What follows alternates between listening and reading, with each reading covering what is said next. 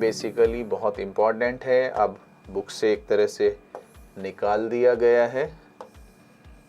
General term based questions हैं। पहले जो हमारे पास ओल्ड एनसीईआरटी थी उसमें बहुत सारे क्वेश्चन इस पे बेस्ड थे और बहुत ज़्यादा क्वेश्चंस इससे पूछे जाते हैं, स्पेशली कंपटीशन में तो यही यूज़ होगा। तो खैर आपसे कह रहा है प्रूव दैट, तो मर्ज़ी आपकी है बच्चे, आप 4 से भी स्टार्ट कर सकते हो और आप इधर से भी, तो लेफ़्ट या राइट जहाँ से भी चाहे आप इसको स्टार्ट ले सकते हैं। तो हम अगर लेफ़्ट साइड से ही ले रहे हैं, समेशन की फॉर्म में हमारा क्वेश्चन है r is equals to 0 to the power n 3 to the power r NCR।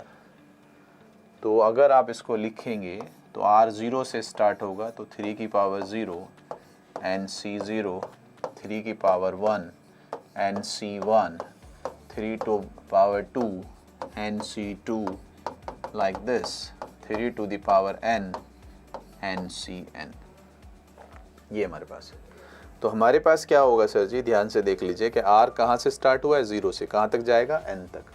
तो जब हमारे पास ये एक्सपेंशन होता है, इसको थोड़ा सा हम पहले थोड़ा सा चेंज कर लेते हैं, 3 की पावर 0 1 होता है, तो NC0 NC1 3 to the power 1, जैसे हम लिखते हैं हम वैसे लिख लेते हैं, NC2 3 square NCN 3 to the power. क्या कुछ समझ में आ रहा है? कि पहली बात तो ये कि मेरे पास जब हम बायनोमियल एक्सपेंशन लेते हैं, फार्मूला लेते हैं, तो उसमें NC0 NC1 NC2 NCN तक होता है, तो सर वो तो है मेरे पास।